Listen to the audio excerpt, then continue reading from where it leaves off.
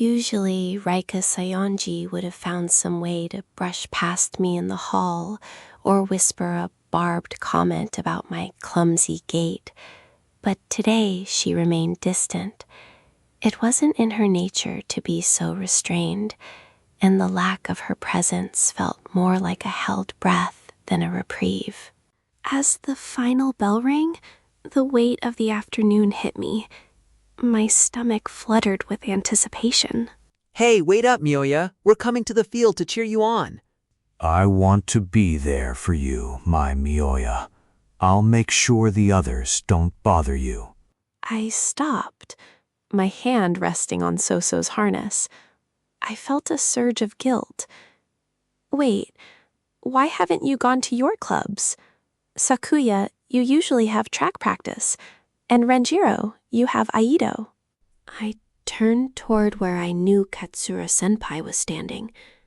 And you, senpai, you haven't joined anything because of me, haven't you? Is this my fault? Katsura-senpai's voice was calm, steadying the air around us. Don't trouble yourself, Mioya. I prefer my own study time. It is a choice, not a burden. Did he just use my first name? I had never heard him speak it before now. I shook my head, feeling the heat rise in my cheeks.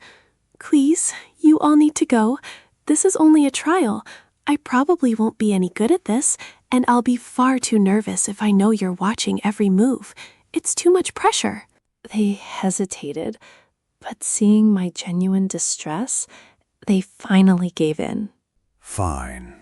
But mark my words, as soon as you make the team and start competing, we'll be there. We'll be your biggest supporters. Yeah, just wait and see, Mioya. You will do brie. With a chorus of promises, they left. Minamoto and Katsura-senpai accompanied me to the archery field. The air here was the same as before. The smell of warm straw, the sounds of thuds hitting their marks. So, stay, I commanded.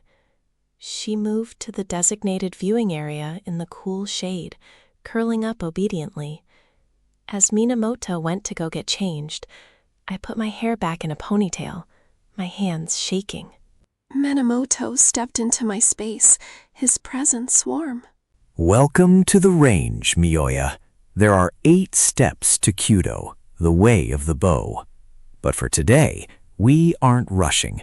We're going to focus entirely on the first step, ashibumi, the foot placement. Everything starts from the ground up. From across the yard, I heard the familiar, sharp laughter of Raika Sayonji. She was whispering to the other players, her voice dripping with mock pity. Look at her, fumbling with her feet. Does she think she's actually going to pull a string, or is she just here to provide the entertainment? My knuckles whitening, my legs aching. But before I could react more, Coach Men's heavy footsteps hit the gravel. He didn't seem to hear the mockery, or perhaps he chose to ignore it, but his voice boomed with authority. Enough chatter. You all have work to do. Sayonji, you have too much energy for idle talk. He called out specific corrections for every member on the line. He turned his eyes toward the bleachers. Go to the storage shed and polish the bows, every single one of them. That is your duty for the afternoon. I heard Reika stifle a frustrated hiss as she stumped away. Minamoto turned back to me, his voice softening. Ignore the noise, Mioya. They were all here once themselves. Focus on the mat beneath you. Ashibumi is about balance. Feel the space between your heels. Let's start the first step. I took a deep breath, trying to find the center he was talking about. With his patient guidance, I adjusted my stance, one slow, deliberate inch at a time. Good. Minamoto's voice, a steady hum of calm. But not quite there. You're holding your weight in your knees. If you keep them locked like that, you'll be off balance the moment you draw. I hear him shift, his rainbow looming slightly over me. I feel a sudden flush of nerves, not just because of the archery, but because of how close he is. The air between us feels thick, as if I could reach out and touch it. Here, let me show you. He pauses, as if sensing my internal hesitation. I hear a page turn by Senpai Sop mid-turn. Is he watching? Miyoya, I am your coach. I'm going to adjust your footing. May I? I give a small, jerky nod. I feel his hand, firm, warm, settle just above my ankle. When he shifts my right foot forward and rotates the heel inward, I instinctively flinch, the sudden change in my center of gravity making my heart skip. To steady me, he places his other hand on my outer thigh. The contact is solid and reassuring, releasing me from the fear of toppling over. Feel the weight distribution. His voice dropping to a low, intense register. You aren't just standing. You are tying yourself to the earth. Your heels should be aligned, forming a straight line toward the target. Imagine you are a tree with your roots driving deep into the sand. If your foundation is hollow, the tension of the bow will pull you over. Open your stance just a fraction more. There. I try to settle my feet, but my knees feel like brittle glass, ready to shatter under the pressure of the moment. I'm bracing myself, terrified that if I relax, I'll simply tip over. I concentrate, shifting my weight as he directs. Suddenly, the strain is replaced by a strange, stable feeling. I feel the shift in my arches. My weight is finally even. Do you feel that? The weight is now centered exactly between your arches.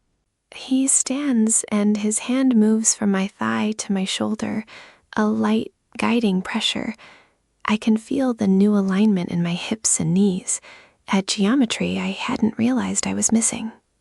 You are trying to achieve Fudoshin, a mind that does not waver.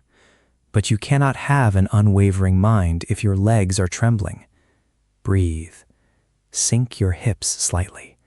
Feel the ground beneath you. This stance isn't for shooting yet.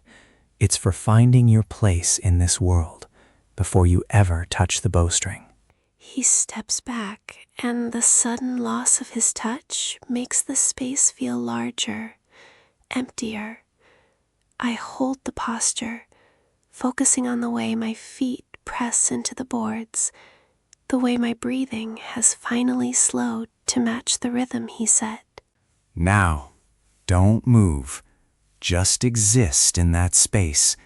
Tell me, do you feel the difference? Breathe with me, in and out, slow, steady. Feel how your body feels. Memorize it. I take a breath, feeling the stability he carved into me. For the first time all day, I don't feel like I'm hiding. I feel present. I hear some chuckles as my eyes turn toward them, leaving my body still. Minamoto puts his hand on my head, pulling on a string of hair. I want you to imagine this hair is unbreakable, pulling you up straight into the sky. Stand straight, your head up. Don't look down, Miyoya. You must have good posture, not just in the legs, but in your shoulders. He walks to the front of me, letting go of my hair. He lifts my chin with his fingers.